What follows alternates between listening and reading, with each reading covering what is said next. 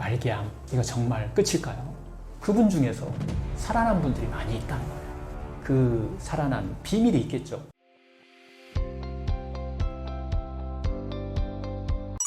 말기암일지라도 절대 포기하면 안 되는 이유가 있나요? 말기암, 이거 정말 끝일까요? 병원에서도 손 쓸 수 없다고 합니다. 항암도 더는 소용없고 이제는 마음의 준비하셔야 할 것 같아요. 이 말을 듣는 순간 세상이 무너졌다고 말하는 분들이 상당히 많습니다. 그런데요, 정말 그게 끝일까요? 병원도 포기하고. 그러나 그분 중에서 살아난 분들이 많이 있다는 거예요. 그 살아난 비밀이 있겠죠. 이 이야기를 한번 해볼까 합니다. 제가 진료실에서 가장 가슴 아픈 부분이 있어요. 병원에서 말기암입니다 라는 이야기를 듣고 정말 모든 걸 다 포기하고 내려놓은 것 같은 이런 분들이 찾아오시는 그때 그분들을 만날 때입니다. 이분들은 이렇게 말씀하세요. 다 해봤어요, 원장님. 수술, 항암, 방사선 다 했는데 암이 너무 퍼졌대요. 이제는 치료도 못한다네요.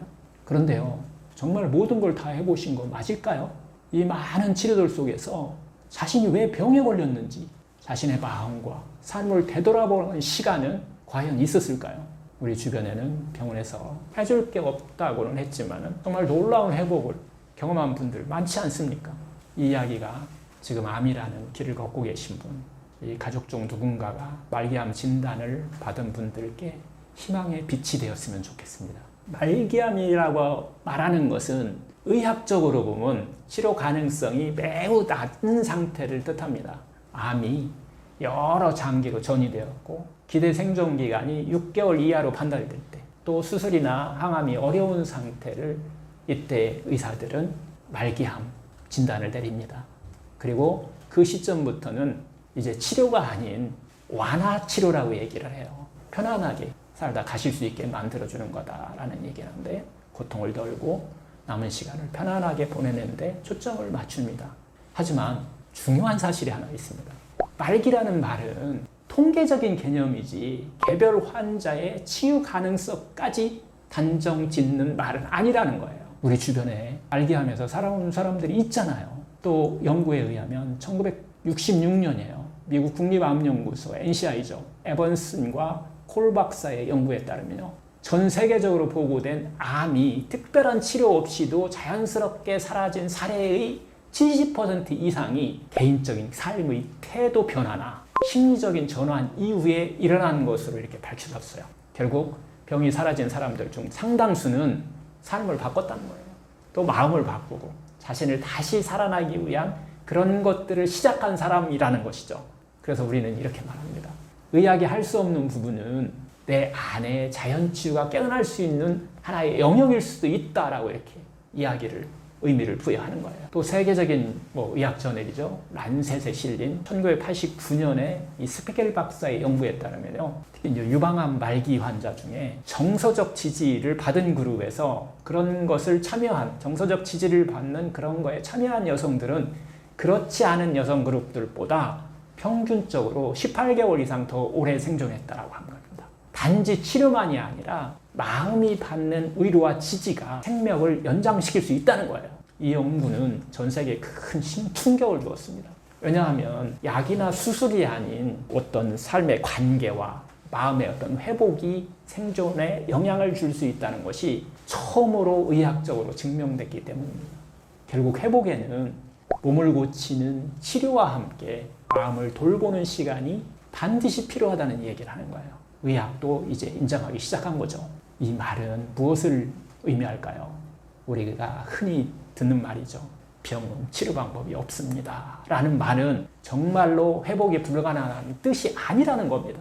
의학적 통계는 가능성을 말할 뿐 당신의 회복이 불가능하다는 증거는 아닙니다. 통계를 넘어선 회복, 의사도 설명하지 못하는 변화, 이런 기적 같은 순간들이 실제로 수많은 사례 속에서 존재해왔기 때문입니다. 최근 의학은요, 암을 급성질환이 아닌 만성질환처럼 관리하는 시대로 이제 가고 있어요.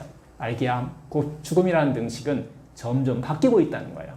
표적항암제, 면역항암제, 유전자 치료 같은 이런 새로운 치료들이 계속 나오고 있잖아요. 지금 당장은 치료하는 방법이 없어도 시간이 지나면 기회가 생길 수 있는 그런 시대에 우리가 살고 있다는 거죠. 그런데 하지만 병원에서는 돈은 손 쓸 수 없습니다 라는 말을 종종 하곤 해요. 왜 이런 말을 하게 될까요? 이유는 뭘까요? 바로 병원은 표준 치료만 기준으로 통계와 확률을 말하기 때문입니다.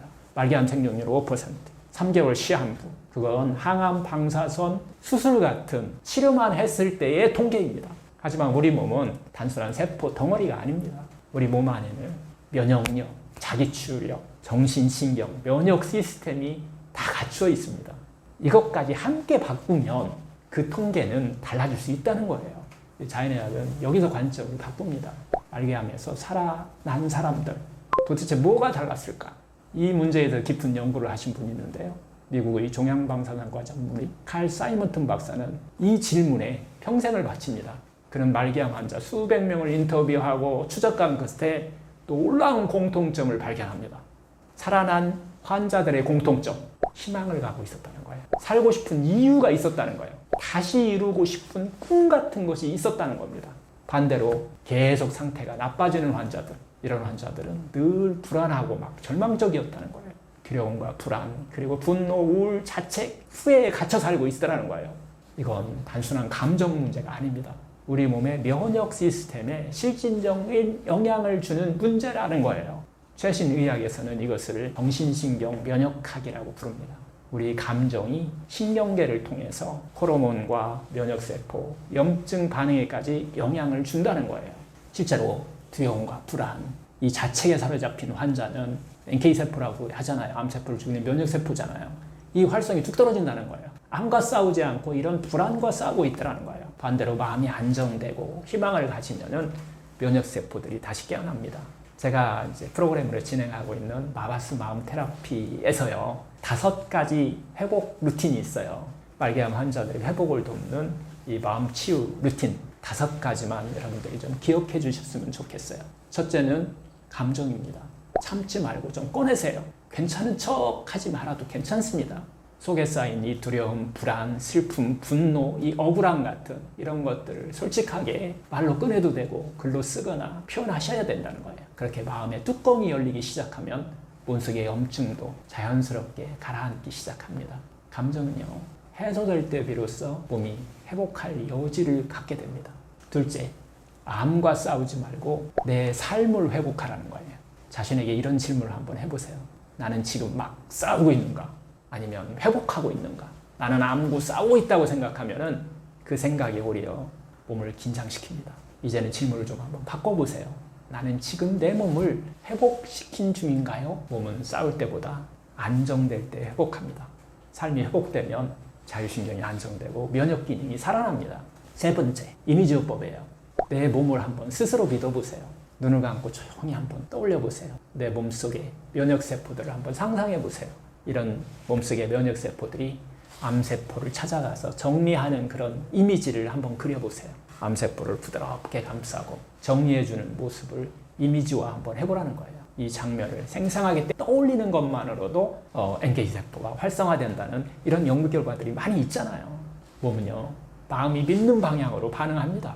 과학자들은 이렇게 상상만 해도 면역세포가 활발하게 움직인다라고 하는 것을 계속 밝혀내고 있어요. 넷째, 지금이라도 다시 살고 싶은 이유를 한번 찾아보세요. 회복한 사람들의 공통점은 이루고 싶은 내가 살아가야 될 이유가 무언가가 있는 사람들이라는 거예요. 나는 지금 왜 살아야 할까? 이 질문에 답을 찾는 순간 몸은 마치 기다렸다는 듯이 반응을 하게 됩니다. 무엇 때문에 내가 살아가야 되는지, 나의 꿈은 무엇인지, 앞으로 어떻게 살고 싶은지. 회복은 목적이 있는 사람에게만 찾아옵니다. 살고 싶은 이유를 떠올릴수록 이 세로토닌 호르몬이 막 조절이 돼요. 면역이 막 살아납니다. 마지막 5번째입니다. 미움 대신 용서를 연습하세요.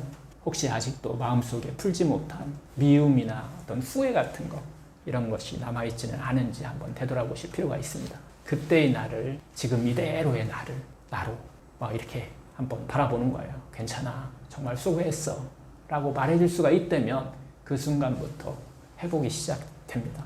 용서는 남을 위한 게 아닙니다. 진짜 중요한 것은 남을 용서하고가 아니라 자기 자신을 용서하는 겁니다. 자기 자신과 소통하면서 자기 자신과 화해하고 이해해주는 마음이 중요합니다.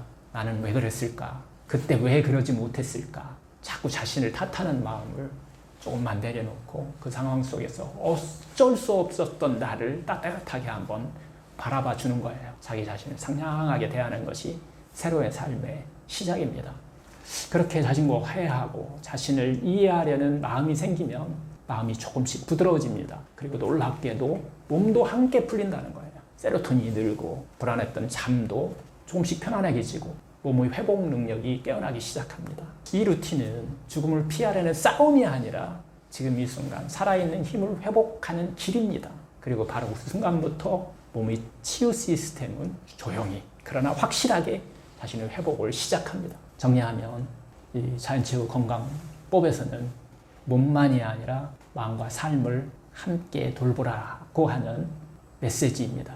마음이 평화로울 때 몸도 평화롭게 회복할 수 있습니다. 자신의 마음이 어디를 향하고 있는지 조용히 한번 들여다보는 것은 어떨까 싶습니다. 그리고 그 마음을 조금씩 회복의 쪽으로 돌려 한번 보세요.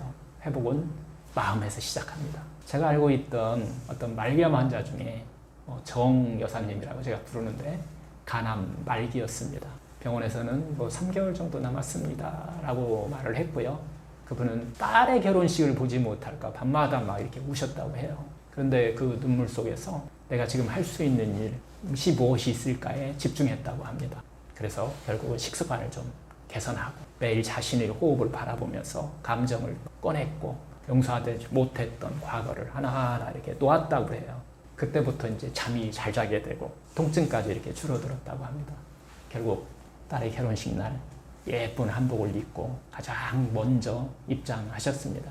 지금은 외손주, 유치원, 등하교를 함께 하시면서 새로운 삶을 살아가고 계십니다.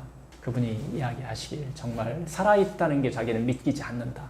저 아직 살아있어요 라고 이렇게 이야기하는 분입니다. 말기암 정말 끝일까요? 아닙니다. 저는 그런 분들이 살아나는 모습을 수없이 봐왔습니다.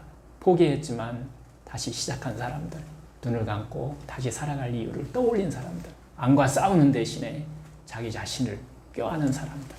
몸은요, 마음이 준비되는 만큼 회복합니다. 난 아직 살아있다. 난 다시 살아갈 수 있다. 이 단순한 문장이 몸의 기적을 만들어낼 수 있습니다. 몸은 여전히 살아갈 준비가 되어 있습니다. 미움 대신 용서를 한번 연습하세요. 두려움 대신 자신을 좀 이해하는 시간을 가져보세요. 암과의 싸움이 아니라 회복의 삶을 선택해 보시라는 거죠. 마음의 욕심과 집착을 내려놓고 자신에게 상냥하게 자신을 대해 주시는 시간이 자신의 회복을 촉진할 겁니다. 그리고 이런 끝이라고 믿었던 오늘이 다시 시작되는 회복의 내일이 싹트기 시작하는 때입니다. 저는 그 길을 여러분과 끝까지 함께 가겠습니다. 구독자분들께 해주고 싶은 말씀이 있으신가요? 여러분, 지금까지 저희 너와 나의 은퇴학교 유튜브 시리즈 함께 해주셔서 진심으로 감사합니다. 이 영상들은 단순한 건강 정보가 아니라 몸과 마음, 삶 전체를 회복하는 길을 여러분과 함께 나누고 싶은 마음에서 시작됐습니다. 우리 모두는 누구나 자신의 몸을 치유할 수 있는 지혜와 능력을 이미 갖고 있습니다. 그 믿음을 잊지 마셨으면 좋겠습니다. 그리고 그 여정에 저희 너와 나의 은퇴학교가 함께 하겠습니다. 늘 건강하시고 오늘 또 자신 안에 100명의 의사가 조용히 깨어나기를 응원합니다. 고맙습니다.